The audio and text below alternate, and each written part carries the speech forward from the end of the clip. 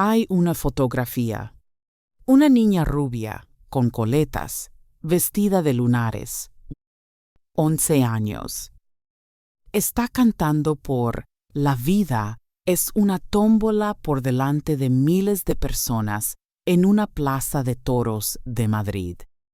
En la fotografía sonríe. Todo el país sonríe con ella. Y, sin embargo, décadas más tarde, esa misma niña, ya convertida en mujer, le confesaría al escritor Francisco Umbral una frase que no se atrevería a repetir jamás en público. Me llevaban a un chalet del Viso, y allí había gente importante, gente del régimen, a verme desnuda, a mí y a otras niñas. Se llamaba Josefa Flores González, pero España la llamó Marisol. La quiso, la usó, la convirtió en muñeca, en cromo, en bandera. Y cuando ella, ya adulta, intentó dejar de ser Marisol y volver a ser Pepa, el país que la había levantado dejó de mirarla. Esta no es la historia de la niña que España adoró. Es la historia de la niña que España usó, hasta romperla.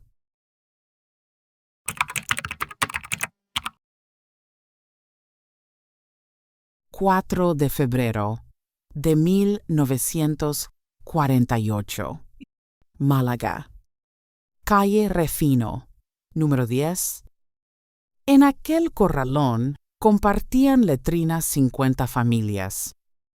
La niña que iba a convertirse en el símbolo de la España moderna nacía en una España que aún no tenía agua corriente. Su madre se llamaba María Cayetana. Su padre, Juan. Eran humildes, andaluces, y tenían 3 hijos. La segunda era Pepi. Y Pepi, desde que andaba a gatas, no quería más que una cosa: cantar flamenco. A los 8 años, ya se había unido a un grupo de coros y danzas de la sección femenina de la Falange. El grupo se llamaba Los Joselitos del Cante, en referencia a Joselito, otra figura infantil del cine franquista. Hacían giras por España entera. Aquí empieza el primer hueco oscuro de esta historia. Años después, Pepa le contaría al periodista José Luis Morales que en aquellas giras la contrataban junto a otros 7 niños, que dormía en la misma cama que la amante del empresario, una mujer a la que solo llamaba Encarna, que esa mujer le daba palizas, que en Lérida una de aquellas palizas le dejó el cuerpo, según sus propias palabras, como el de un nazareno. Tenía 8 años. Pero nadie en España sabía nada de eso. En 1959, los Joselitos del Cante actuaron en televisión española. Entre el público había un hombre que llevaba años viendo niños prodigio salir al escenario. Se llamaba Manuel José Goyanes. Goyanes no era un cazatalentos cualquiera. Era el productor que pocos años antes había arriesgado dinero en Por calle Mayor, Por y por muerte de un ciclista. Las 2 películas con las que Juan Antonio Bardem se enfrentó al régimen desde dentro. Tenía contactos en la élite franquista. Y aquella noche decidió que la niña malagueña iba a ser su última y única apuesta. Viajó a Málaga, convenció a los padres y firmó con ellos un contrato. No era un contrato para una película. Era un contrato de exclusividad, de 10 años. A los 11, Pepi salía del corralón de la calle Refino. Tomaba un tren hacia Madrid y se instalaba en el piso familiar de los Goyanes, en la calle María de Molina. Su madre dormía cerca, en una pensión que la propia Pepa describiría más tarde como de mala muerte. Cuando subía a visitar a su hija, los Goyanes no la sentaban a la mesa. La sentaban en la cocina. 11 años. Madrid. Sin volver atrás.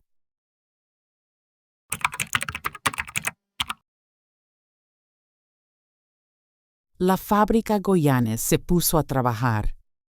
Lo primero fue el nombre. Pepi no funcionaba. A partir de aquel día se llamaría Marisol.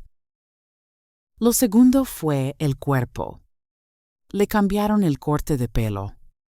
Le aclararon el color hasta volverla rubia. Le operaron la nariz. Le pusieron profesores de inglés, de ballet, de dicción. Las clases de cultura general podían esperar. La angelical niña de ojos azules no podía. 9 de septiembre de 1960. Estreno de Por un rayo de luz, dirigida por Luis Lucía.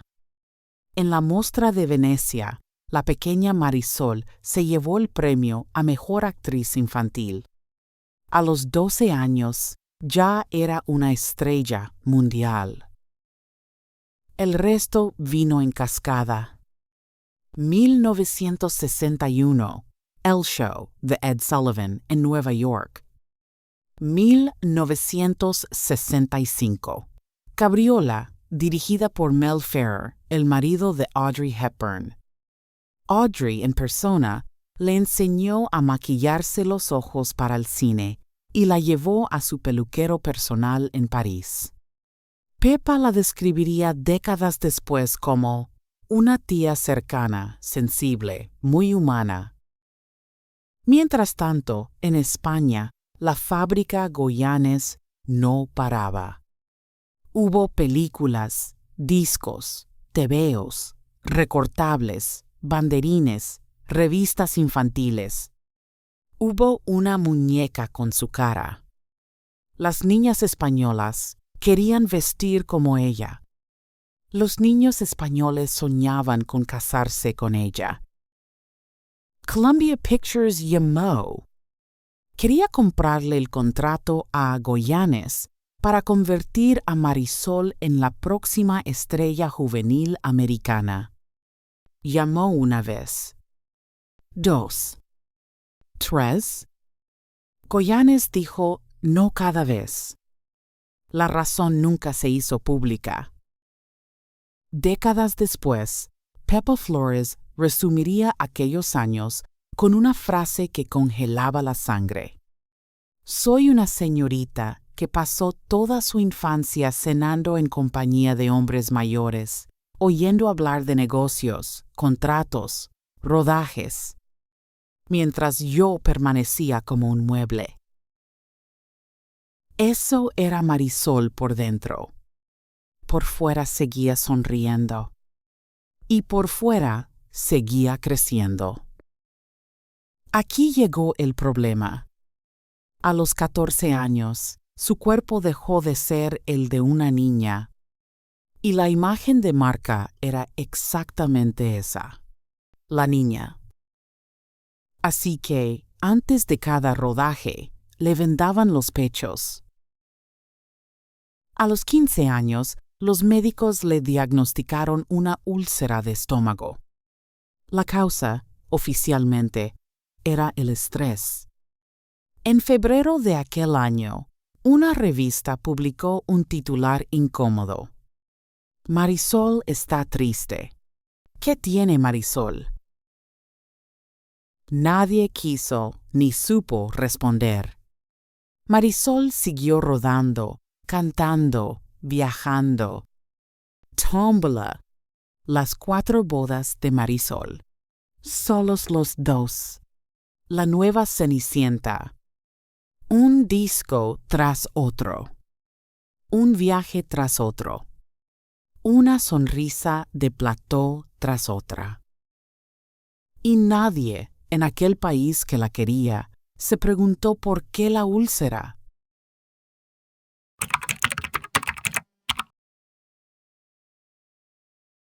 La parte de esta historia que tardó 40 años en salir empieza en una cocina. El piso de los Goyanes, calle María de Molina, Madrid. La pequeña Marisol entró un día y vio sobre la encimera unas fotografías. Niñas, desnudas, con vendas en los ojos. Quien las había hecho era un fotógrafo de confianza de la casa. Le faltaba un brazo. Pepa, ya adulta, le contaría a Francisco Umbral algo más sobre aquel hombre. El fotógrafo se puso a desnudarme, a meterme mano por todo el cuerpo y a preguntarme si ya me había hecho mujer. Yo estaba asombradita. Le tenía miedo a todo en aquella casa. Cuando las fotos de las niñas vendadas aparecieron en la cocina, Pepa fue a contárselo a Goyanes. Goyanes, según su testimonio, se quedó como si nada. Aquella misma noche, en la cena, el fotógrafo estaba sentado a la mesa, riéndose. Pero la frase que se le escapó a Pepa en aquellas conversaciones que Umbral guardaba para una biografía y que nunca llegó a publicar en vida, era otra. Era esta. Me llevaban a un chalet del Viso y allí había gente importante, gente del régimen, a verme desnuda, a mí y a otras niñas. A mi madre, cuando venía a verme, los Goyanes la ponían a comer en la cocina.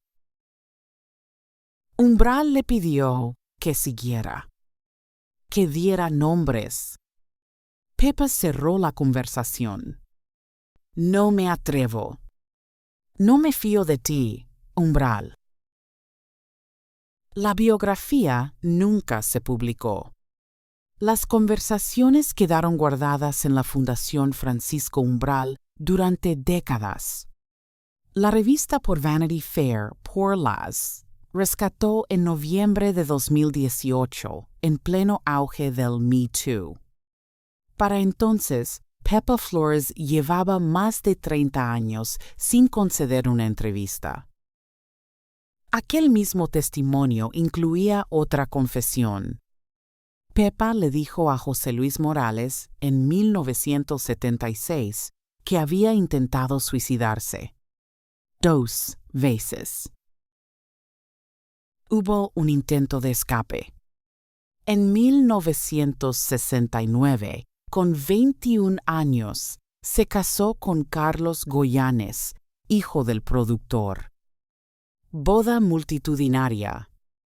Invitadas: Lola Flores, Rocío Dúrcal, Carmen Sevilla, Maciel. El biógrafo Chema de la Peña lo describió sin ambigüedad en el documental por Marisol, Llámame Pepa, una niña que prácticamente había sido secuestrada porque con 10 años la trajeron a casa del productor. El matrimonio se anuló en 1972. Razón oficial: inmadurez. Pero Carlos Goyanes le había dejado un regalo que aún no había estallado. En 1970 le había pedido al fotógrafo César Lucas que les hiciera unas fotos eróticas a la pareja. La excusa: enviárselas al director Bernardo Bertolucci, que preparaba un proyecto con Alain Delon. El proyecto no se rodó. Las fotos se quedaron en un cajón. 6 años después, sonó un teléfono. Era Antonio Álvarez Solís, director de la revista Por Interview. Me han dicho que tienes unas fotos de Marisol desnuda. El 2 de septiembre de 1976, la portada de Por Interview llevaba el primer desnudo integral de una actriz popular española en una revista de tirada nacional. La portada era ella. Pepa no había dado consentimiento. Lo descubrió cuando vio su propia foto forrada en un kiosco de Altea.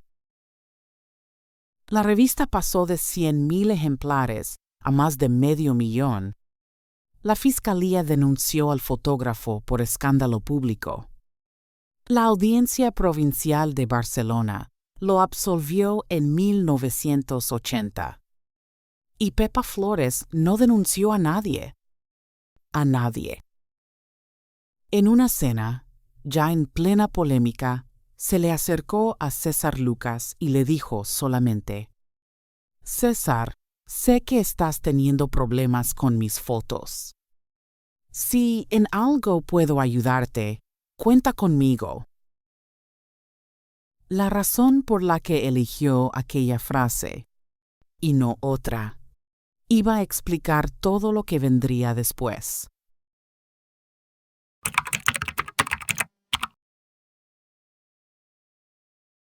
En 1973, Marisol conoció a Antonio Gades, bailarín de flamenco, comunista, casado con Marujita Díaz.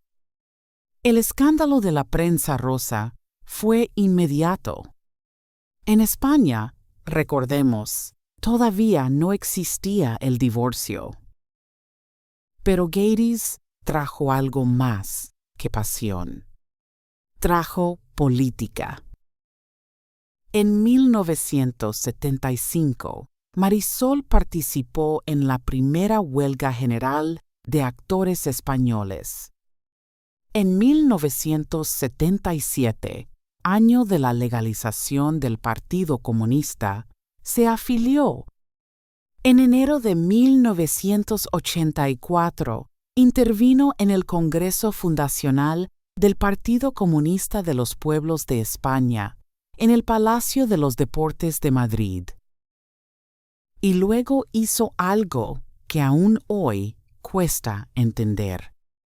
Las placas de oro que Francisco Franco le había regalado de niña, en las fiestas del caudillo en la granja, las vendió. El dinero al partido.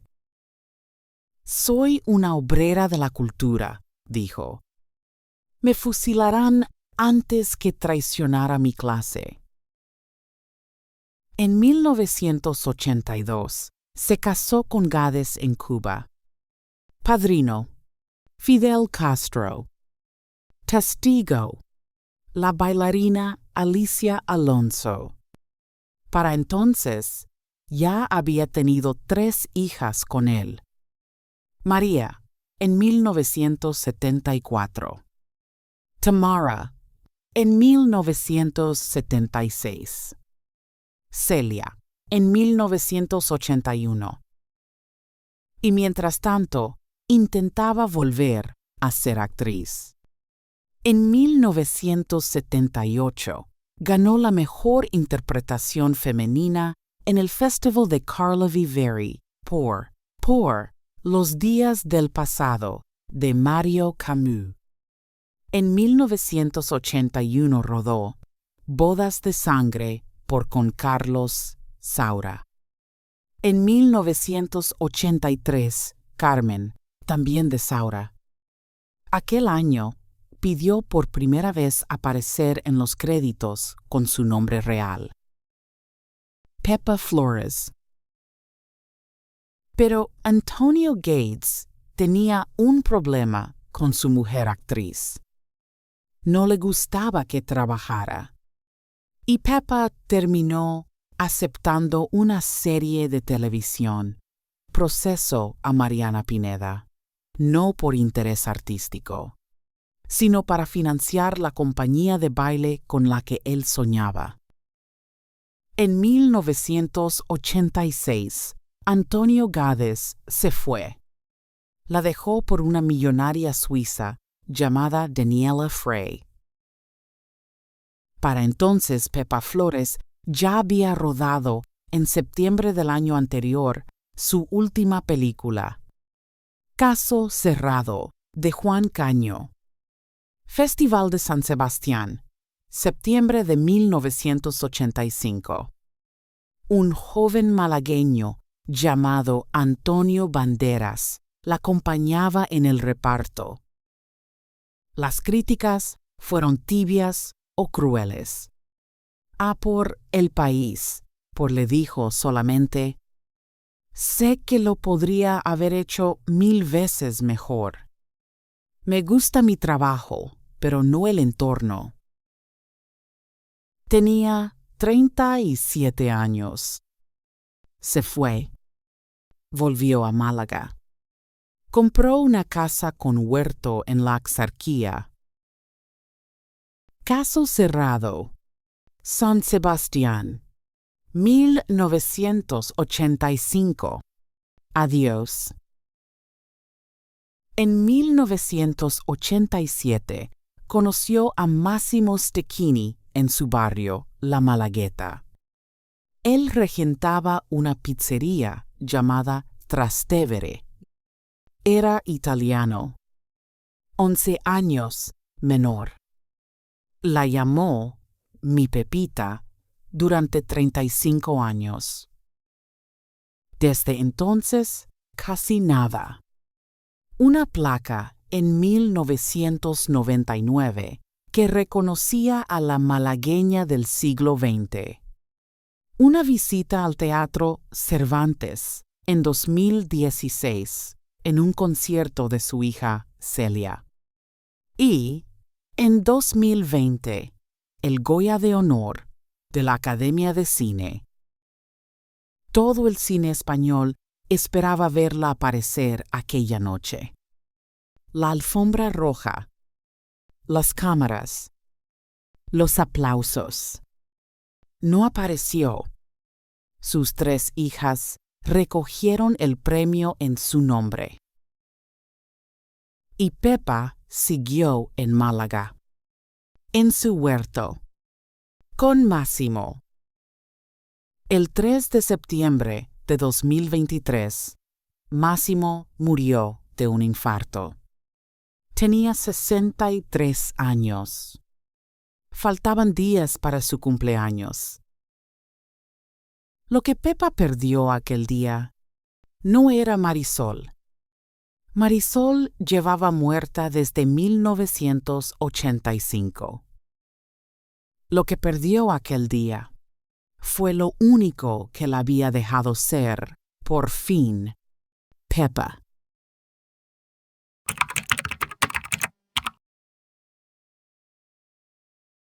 Hoy es 2026.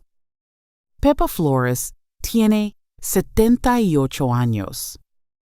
Sigue viviendo en la Axarquía, cuidando un huerto, 2 nietos y un silencio que España aún no sabe leer del todo. Su biógrafo José Aguilar dejó dicha una frase que resume esta historia mejor que cualquier titular. Si Pepa hablara, se caería España. Pero Pepa no va a hablar. Eligió hace 40 años no hacerlo. Y esa elección, viniendo de la niña a la que le robaron la voz desde los 10, es la respuesta más exacta que ningún país recibió jamás. La pregunta abierta no es ¿ya qué hizo España con Marisol? La pregunta es si España alguna vez va a merecer un perdón que ella nunca nos ha pedido devolver.